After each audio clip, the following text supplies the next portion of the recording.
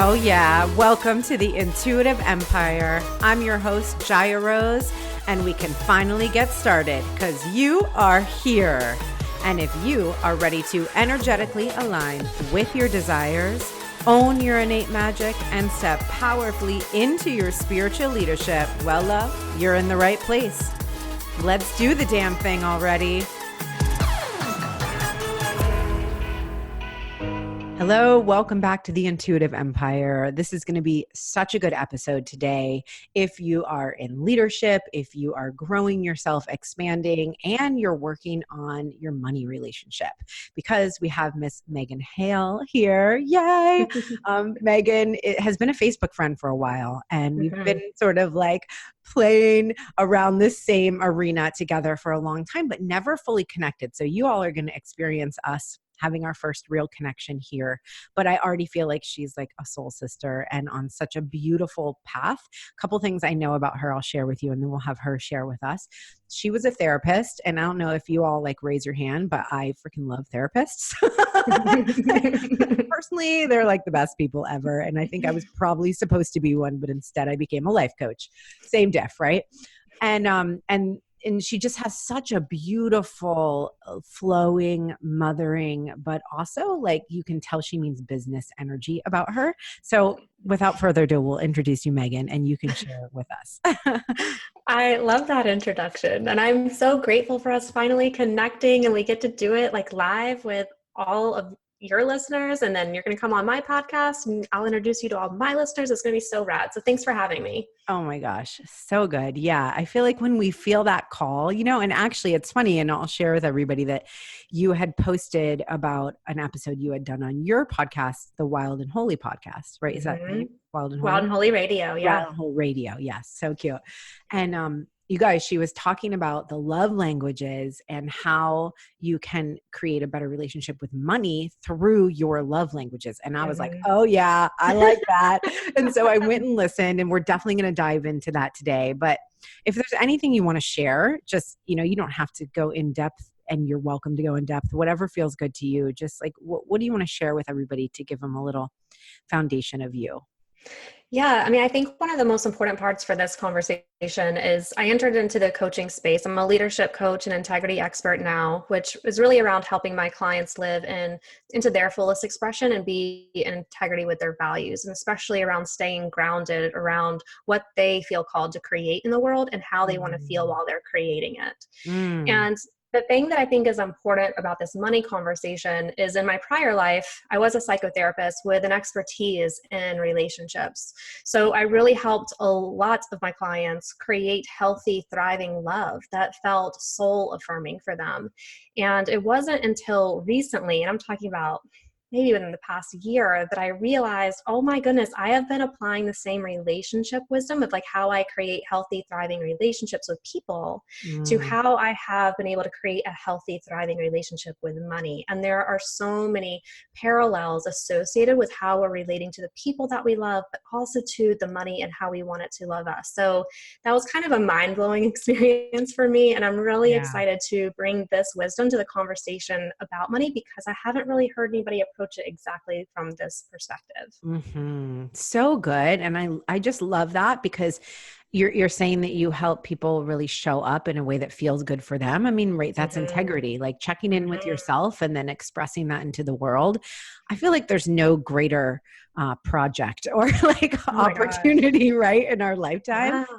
And so I love that you're saying this, just to reflect back a little bit on just what I'm hearing and feeling from you is that, you're doing that so authentically through this money conversation, because there are a lot of people having a money conversation. But it's like, and so what? We need lots of money conversations. Right? Yes. And to have your unique spin, like this is the thing, is I've deepened my own spiritual gifts and my own leadership simultaneously, which that's what I hear you doing, is like that it is about your spin. Like there's nothing more valuable than you taking all of your therapy years and all of the results you gave in relationships and then stretching your own money capacity and then being like, oh yeah, hello. Yeah. I know. And it feels so good. Now, I really want to come back to something you just mentioned, because this concept of really being in integrity it's the reason that I think it's such an important experience for us to have is because for many of us, especially I think for the people that we both work with, we want to feel like we're arriving for the person we're here to be. Mm. And integrity is that thing that allows us to feel that we have arrived and we are continuing to arrive for who we're really meant to become. And I think that that's why integrity is just such a foundational piece to my work and the things that's important to my clients as well, because this really is what just creates overall fulfillment and allows us to feel good along the journey. And it's just, Mhm. oh, so good. That is amazing. So you pretty much just answered, but I wanted to ask you what your definition of integrity is. That pretty much. I mean, Yeah. it's really, I think if we were to go deeper on that, integrity is not something that makes you feel comfortable. It's going to continuously ask you to show up braver. And I think that that's what we're all here to do, is to Mhm. bravely pursue who we're here to become. And Mm. when integrity is a guidepost for you, when it's a lighthouse that's really lighting your path, it's going to ask you to expand and to continue to expand because that's what your soul is here to do. And so integrity to me is consciously and intentionally expanding every single day to become a fuller expression of who I am in the world. Hmm. Yeah. You said to bravely pursue who you are meant to become Mm-hmm. or who you're meant to be. Like, Mm-hmm. yeah. Oh, I love that. And I also love, this is funny because I've come up with some new terminology. I had like a download and it might be a book, like all Mm-hmm. these things, right? Yeah. And I was like, I'm going to redefine these words. The two words are spiritual leadership. And, Oh. and I was like, why am I putting a definition to words that quite obviously already have a definition? Right. Mm-hmm. Mm-hmm. And yeah, this is why I asked you, what is your definition of integrity? Because when you choose your big, beautiful work in the world, I feel like this is the opportunity. Like we get to redefine who we are as people, and we get to redefine the language we use and what we believe it means. Oh And it's yeah. like, I already feel like I knew because of your embodiment what it would mean to you. And Mm-hmm. yet, and that's the thing, right? It's like us defining slash redefining and then embodying that and carrying that message forward. And it's just such Mm-hmm. another beautiful nugget of just evidence, I guess is the Mm-hmm. best word, that we can use these words in such a unique way. Right? Wow. Oh my goodness. So just even that concept of like spiritual leadership and what that really means to you, like Yeah. there is something really powerful when we reclaim words for ourselves that carry our own personal definition. And for a long Mm, time, even on my own spiritual journey, I stopped using the term God because mm, it held so many connotations for me. mm-hmm. And it was about 3 years ago when I finally reclaimed that word for myself. And I have to tell you, it felt like a homecoming Yeah. because for once, I finally was giving myself permission to reclaim that word for me and know deeply what it meant on a personal level. And oh, it was just so healing. So I love that idea of a spiritual leadership really being around defining things on your own terms. I think it's so incredibly important, transformative, healing, and powerful. I'm like, this is funny because I don't usually do this, but I'm like writing stuff down as you're talking. So coming home through reclaiming your own definition of words and ultimately, I think Mm-hmm. intentions, right? Like, it's what do Mm-hmm. we intend with the words? Well, it's about choosing to give things your own personal meaning. And I think that that's what allows us to be in the driver's seat of being the author of our own lives, right? It's like Mm-hmm. we get to attribute the meaning that things have. And that goes far beyond just words. It goes to experiences, it goes to our heartaches. We get to give our life meaning. Nobody else Mm-hmm. has that authority or sovereignty but us. Mm-hmm. Amen, sister. So Mm. good. Amazing. I just love this. Beyond. So in terms of money, I feel like there's similar conversation, right? It's redefining, it's reclaiming and determining what you believe. Like what is your relationship with money and how do you want it to be? So where did Yes. this come from for you? Like what is the spark for you to redefine your own relationship with money? Well, I think the reality is we all have a relationship with money, whether we want one or not. Mhm. So for me, it was really around realizing that I don't want to say that my relationship with money was toxic. I think that that's too heavy of a word, but it never felt supportive. I didn't feel like there was a huge level of mastery or comfort or vulnerability around money. Um, there was something that I was shying away from when it came to money. And then also when I became an entrepreneur, it was like this, like money was this thing that I could never quite figure out. Like I understood the value that I bring to the world. I understood the value that my work offers the world, but there was something missing in combining that with money and bringing in money and letting it feel easy and being supported by Mm. money and feeling like I could actually go out and ask the world for a certain amount of money and it would show up for me. And Mm. so I was still carrying around this pain of this not enoughness of like, I've done all this enoughness work over here, but why isn't it translating financially? And as you know, as an entrepreneur, like your business needs money to survive and to serve its Mhm. impact in the world. And so Yeah. at some point, this started to feel out of integrity for me because Mm. here I am, I'm showing up as much as I knew how, but I really needed that financial fuel to help me do it at the level I was feeling called to. And so that's when Mm. I really was inspired to like figure this out. Like how do I shift into a more empowering, loving relationship with money? And that's really my motivation for even doing this work for myself. And then feeling how transformative and healing it was for me. It's like, man, I really want to help other people do the same. Mhm.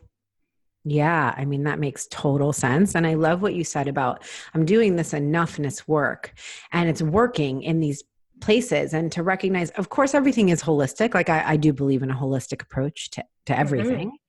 And it doesn't mean that it's not helping your money. So for you, did you find that, okay, you obviously had already done a lot of work before you really were ready to open this, like Yes. expand into Mm-hmm. this, right? So all these principles that you had been mastering, did they Mm-hmm. flood right in when you started to apply it to money? They did. So that would be ideal. And eventually, yes, like the floodgates were opened. But in the beginning stages, I actually started on a very strategic level of even just engaging with my money differently. And so what happened, so in 2018 was a very big, huge year for me in my personal life. And in 2017, before entering that year, I started asking myself a very different question in my business in regards to money that shifted everything. Mm. So I knew that I was getting ready to have my second baby. I also knew that my husband was getting ready to deploy for 6 months, like 3 weeks later. I have an older child too. So I was going to be a mom to two under two by myself while running my business. I led a year-long leadership program that year as well. And I asked myself before going into the launch of that, what's the bare minimum that I need financially to feel supported and have some ease over this next year? Mm. What would be better than that, right? What would be even better? So if I could just do this, I'll be okay. But what would like really be even better than that?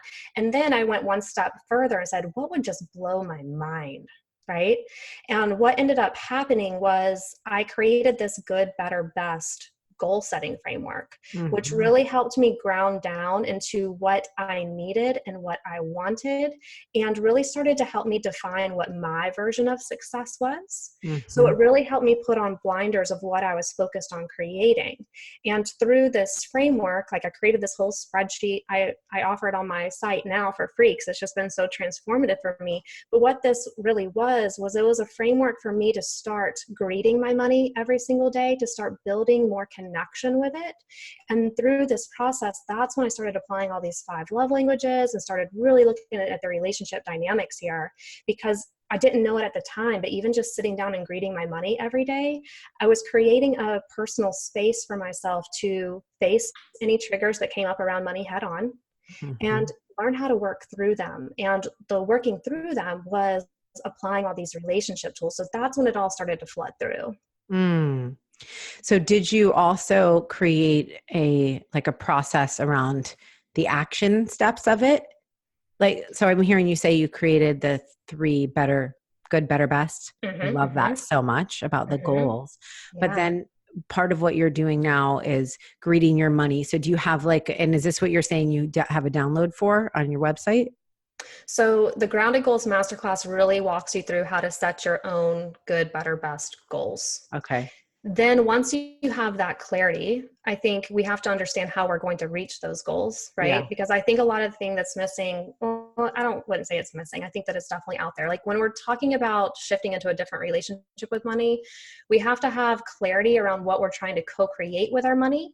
But then we also have to have the actual steps that we are going to take to reach those. So we have to have that aligned action, right? And Yeah. that's going to be different based on, how you're generating money in your life, how you're interacting with it. So that really starts to get more unique and tailored to your business, to your life, whatever your setup is. Yeah. Yeah. So how do you apply it with the love languages, or how would we do that? Mm-hmm. So the way that we really want to apply the 5 love languages, first of all, we have to identify what our love languages are. So I want you to imagine that money is just like any other relationship that you have in your life. So if you're married or partnered, I want you to think about your significant other. And I want you to think about how you want to receive love from them, and how you often like to give love to them also, because we typically tend to show and receive love in the same love language, right? So the 5 love languages, if you haven't read the book, highly recommend, but I'll give you the Cliff Notes version. The 5 love languages are words of affirmation, quality time, acts of service, physical touch, and gift giving. Most of the time, we have a primary and secondary love language, which we like to love through. And the interesting thing is that we tend to be partnered with somebody that has a different love language than us. And so even though we're doing the same thing, we're both expressing love, a lot seems to get lost in translation. It's almost like you're speaking Italian, they're speaking Spanish. Some of those words obviously are the same and they get through, but the rest of it is just kind of like not. And so we end up feeling rather depleted or not seen or not heard or not important because so much is getting lost along the way. So that's the basic foundations of 5 love languages and human relationships. When we apply it to money, what we really want to be looking at here is what are my primary love languages, first of all, and how would I apply that to money? Now, I'm a quality time person, okay? And my second love language is words of affirmation. So when I started to clue into that, I realized that the goal setting framework that I had created was a way for me to spend quality time with my money. And I didn't realize that at the time until months afterwards. I was like, oh my gosh, like I built this in intuitively and I didn't even realize it. But the other thing that was happening is I started to get much more aware of how I was speaking to money. And instead of being critical and judgmental of it, I started to speak about money with more love and kind of starting to weave in those words of affirmation and starting to shift the dialogue I was having with myself around money. And what I realized is that by leveraging these 2 primary love languages for me, I started to feel a lot more loving towards money. But the really cool thing is I started to feel like money more deeply loved me. Like I started to feel more supported by it. And the reason that this is so important is because when we feel supported by something, we're much more likely to pursue more of it in our lives. When we don't feel supported by something, we tend to shut down and move away, right? And it's just like any other relationship. Like if you hang out with somebody that doesn't make you feel good, you're probably not going to be like calling them up the next day, like, let's go hang out. It's the same exact thing. And the cool thing about money is we get to create how that feels for us. Yeah. Oh, that's so good and amazing. So can we break down a couple examples for people? Like if you have other love languages or just have you built out a framework now for each love language and how to relate to it? Yes. So I've been doing this whole money series on Wild and Holy Radio, and some of the concepts I've been bringing, I mean, this is just like one relationship tool that I've been diving into with money, but some of the tools I've been giving, people are like, can you please, like, can we do this work with you? And so I created a 4-week course that brings all of this relationship wisdom into this context. But with these 5 love languages, I want to go through these other 3. And actually, let's start with the first 2, because there's other ways for us to use words of affirmation and quality time. So with words of affirmation, we really want to think about how we're speaking to our money, how we're talking to our money. And for me, in any healthy, thriving relationship, there needs to be a culture of gratitude. Okay. And what most of us miss in a gratitude practice, it's actually a 3-part process.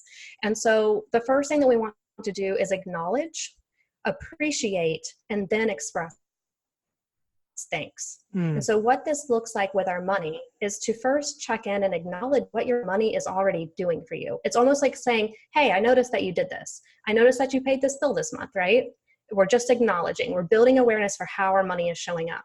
The second part of this is to show appreciation. And appreciation is saying, this means a lot to me. This is meaningful for me, okay? And so we're kind of bringing that meaning that we talked about earlier in our conversation to money. And what this does is it grounds this behavior into what it personally means for you. It's affirming, right? Mm-hmm. But here's the other thing that happens when we express appreciation is we are teaching someone or money how to love us well. Okay? I love this so much. So when we're actually in the practice of this, we're saying that, hey, I noticed that you did this. This really means a lot to me. I feel fulfilled by this. I feel loved by this, right? That's what we're communicating.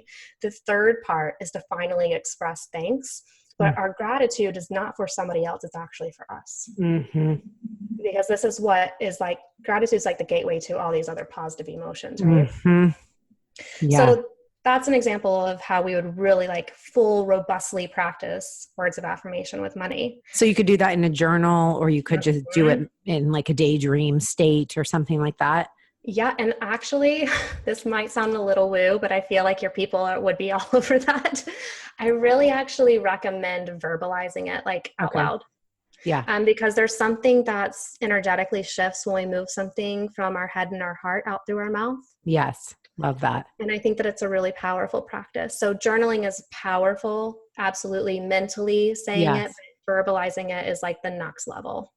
It could be cool to do it with your partner. Like I'm thinking with my husband, we could just sit down and acknowledge a few things that we're, that money is doing for us, and then get into the appreciation. And so it's appreciation and then express thanks. Yes. Mm-hmm.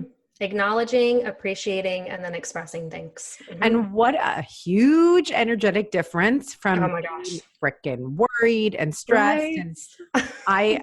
And I give a lot of thanks for my own mindset that's not a place that I go personally. Mm-hmm. Mm-hmm.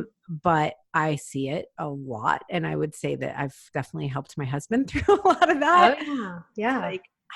Yeah. People are like pissed at money, and it's like, well, hello. Right. Right. And I think the thing that's so shifting about this is it actually starts to ground you in this idea that money is supporting you. There is enough money. And without that foundation, it really doesn't, and I can't attest to this being 100% true because I've only made however much money that I made. But in my experience, if we don't have a foundation of enoughness, it really doesn't matter how much money we make, it'll never feel enough. Right. So I think that's why that practice is so powerful. I love that. So can we use me as an example for a minute? Yeah. Okay. This will be fun. So one thing that I have noticed about my own money story and coinciding with my growth and my expansion in my spiritual leadership. And because this is what I love to talk about, I think my audience will really relate to this. And I've heard a lot of clients and just people who follow my content say this, that you could get paid really well for something. For example, I've been working for myself for 17 years. I was a personal trainer and a life coach for 12 years. And so I think there's a lot of different hurdles to get over when you start to ask people to pay you for your services. Yeah. I didn't have that hurdle. Right. And I think that there's a number of people who have been doing things on their own. And as it has become more and more aligned for me, I actually had to learn a whole new way of asking and being open to receiving and giving also, right? Because it's like I'm giving at a new level and I'm co-creating at a new level. Yes. And so how would this apply in the different phases? So it's not like just one phase and then you master, right? Because I could master, like, for example, I created a 6-figure business in 10 months teaching visibility. And now that was such a small portion of what I'm meant to do that it felt easy because I'm like, I feel safe in this. right? Mm-hmm. So it's the safety. And then as I stepped into, oh no, you know what? Actually, I'm a spiritual teacher. That's what I taught in video. Like I taught the mindset and the connection and the purpose behind it. But as I stepped into that, oh my gosh, I had months with no money coming in. I felt so scared to put offers out. And I'm like, wow, this is so fascinating. So I don't know, do you have insight around this? Yes. So if we want to tailor this to the 5 love languages, I would say that we can kind of, have you ever heard that concept future tripping? No, but I feel like I understand it. Yeah. I So like it's like it. when we kind of like start playing out the Yeah. future, and sometimes this has a negative connotation, like Right. we're consumed with worry and anxiety and playing the what ifs, right? Which PS, if you play the what ifs, I encourage you to play them to your favor, because that's one way that we can Yes. leverage our imagination and creativity to benefit us. I love But that. what I would do with words of affirmation is you want to thank your money feeling easy and abundant as if it's already happening in the future, right? Because you're in the process of expansion. So Yes. anytime we're in the process of expansion, we are moving into a future that has not yet shown up, right? We are doing the soul work of, it's almost like our heart is moving ahead of our body. And sometimes it can take some time for our body to catch up with the financial reality that we're creating, right? And Yes. so one way to offer ease for this, if it's feeling hard, if it's feeling scary, almost thank your money for letting it be easy. Thank you for being so affirming for me. Thank you for paving the path for me. Thank you for showing up out of nowhere that I didn't expect it. Thank you for blessing me. Thank you for being here with me, because you're really grounding down into the idea that your money is always there supporting you. It's always this is one of the things that's been so helpful. It's always trying to find its way to you. Always, always, I always, love that. always. So grounding down into that during a time of expansion is big. And I also think when it comes to the actionable piece of this, of actually putting your offerings out into the world, which our money needs us to do. And that's another question to ask yourself that's been really transformational for me, is asking my business what it needs me to do for it that day in order for it to serve it at its level, right? And there's always going to be that leadership role that we have to take of showing up for our business so our business can more deeply support us. And it's the same with money. And sometimes these things are, equally exchanged, like business, money, both of those things. So really asking your money, like, what's the thing that I need to do today to allow you to bless me? Yeah. Yeah. Well, I love that you're saying that. And I also love that you're talking about the expansion and the different phases. And luckily I've done a lot of, I love myself work. So I think we can get into like, what's wrong with me? Oh, it's not going to work. The negative self-talk, which that's just like, does not work for me whatsoever. Yeah. So I didn't do that, but I think that reinforcing the support, even when it's not there, right? I just went to Abraham Hicks, this last weekend, and I loved one thing she said.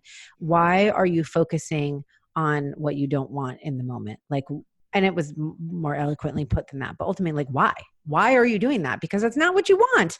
And I think it's so easy, especially in these times of expansion, like, hello, I'm stepping into my life's purpose. Like, Yeah. really, No big deal. yo, no one told me how to do this, right? And then it's like, and simultaneously the time that you need the deepest trust possible. It's like, Oh what? yeah. Yeah, no, absolutely. And I think during times of expansion, like there's a lot of energetic work that I do for myself during those times. I'm in one of those times now. And one of the things that I found has been really helpful is having this kind of visual of like my own vortex that I'm creating. It's almost like this tornado that I'm spinning up from like the base of my spine. It's just getting bigger and wider and creating this gravitational force, right? That we can create our own gravity to pull the things towards us. But it takes time for our vortex to find the right stuff to bring it into our orbit. And to know that my vortex is already doing that for me, I just simply have to keep doing all of the aligned things that I'm doing right now, knowing that everything's on its way. And that can provide a lot more ease for us, especially around money, as we're expanding into something more.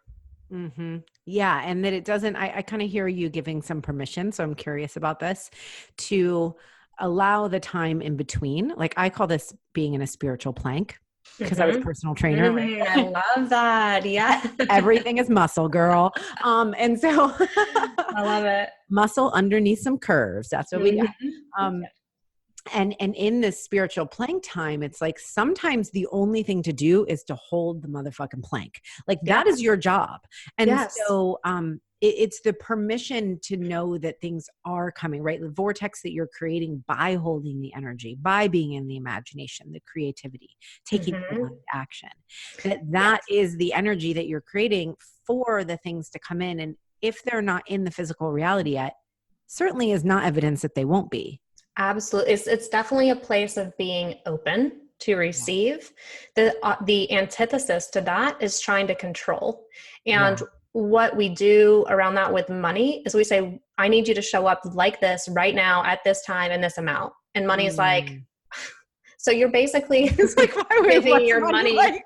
an ultimatum, and your money's like, I don't think so. I don't work that way. I feel like you rolled your eyes for sure. But we apply it to like a relationship. Like, have you ever given somebody an ultimatum, or has somebody ever given you Yeah, one? right. And it feels very Oh trapping, my right? gosh. And Yes, like you don't feel very inspired to go and do the thing that the person's asking you to do. right. That's so good and so true. I will rebel against my own commitments if I did Me not too. make them with some wiggle room, No, right? I'm a rebel at heart. Yes, So ultimatums, that does not, like, that will shut me down real quick. And I'll say, okay, I'll exactly. show you what I'll do with that. And I think it's funny because I think once you understand that about yourself, and then you look about like how you're applying that to money, then you already know how money is responding to that, because Yeah. it's a parallel to you, right? It's a mirror of you. Yeah.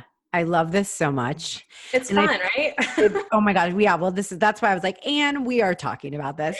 I Um, love it. but it's like, so I was single for 4 years before I met my husband, who now we've been together 7 years. Mm-hmm.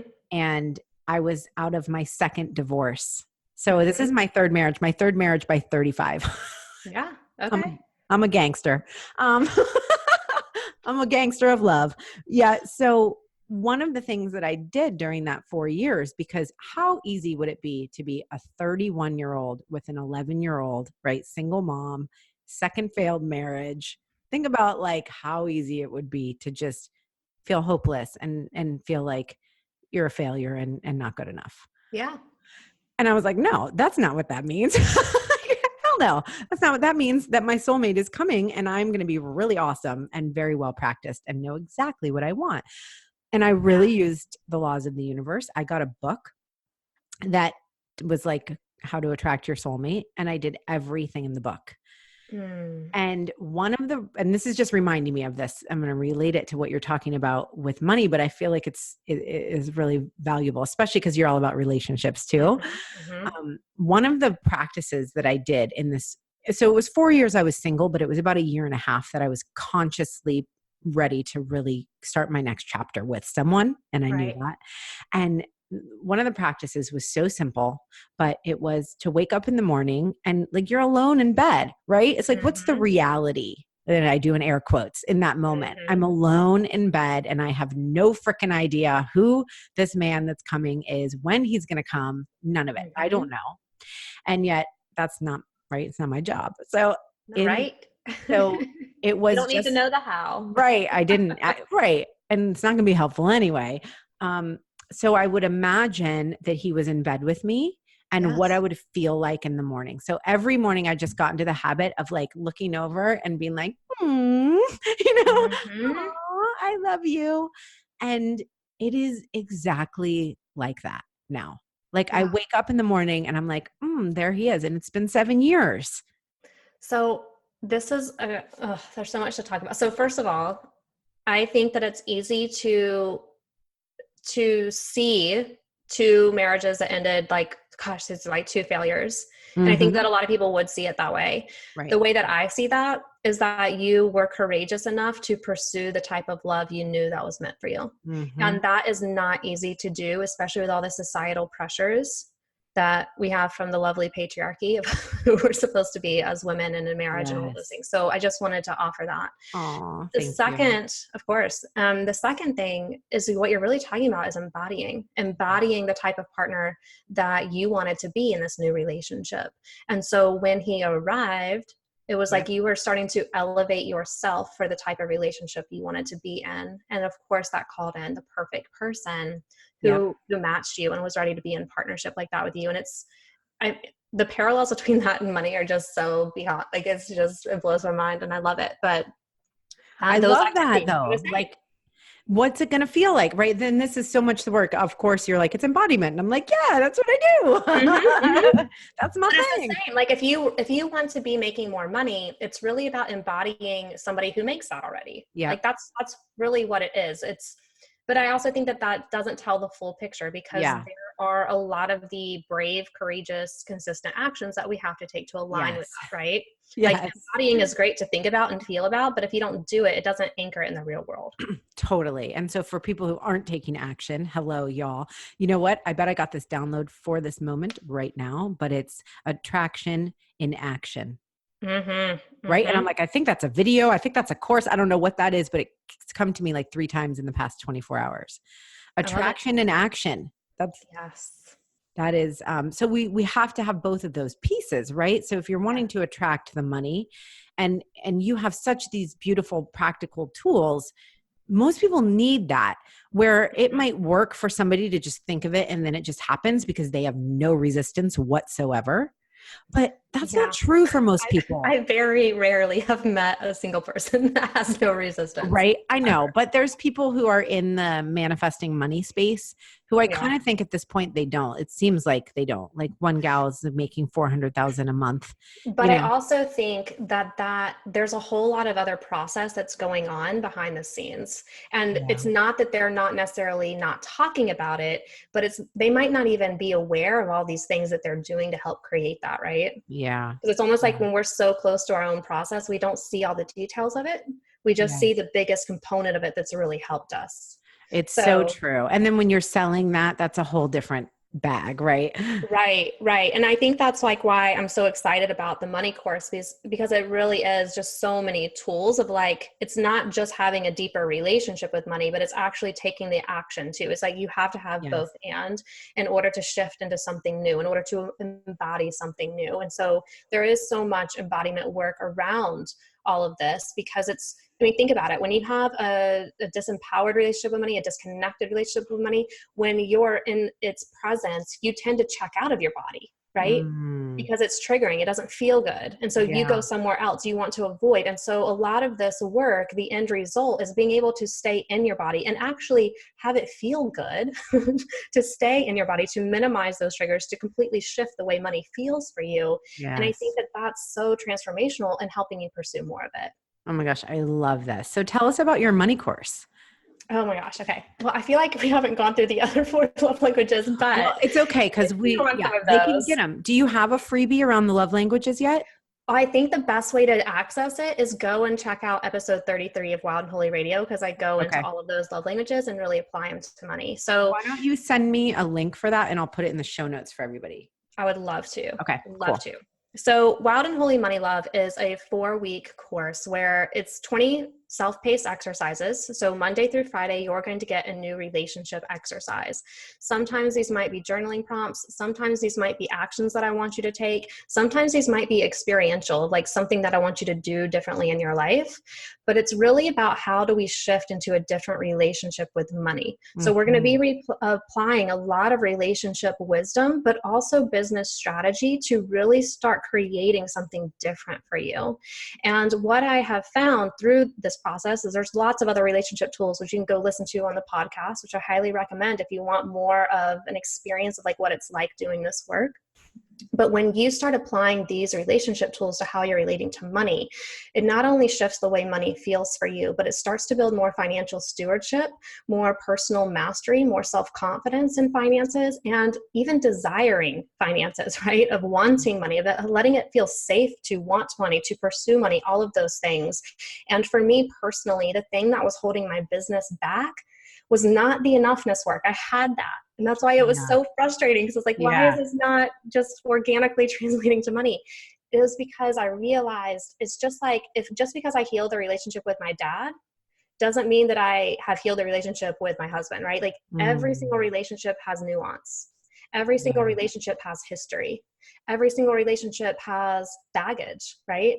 And that's why I think it's so important to do money focused work, because there is so much nuance. There is so much history. And so inside the course, we're applying the 5 love languages. We're getting into your money story. We're getting into your transgenerational money stories, where that's where lots of things can unlock for you, of really starting to live your own financial truth instead of somebody else's. And then also starting to talk about, how do you go and pursue money in a way that feels good for you? What beliefs do we need to put into place where money feels abundant, where it feels effortless, where there's so much ease and support and love around it?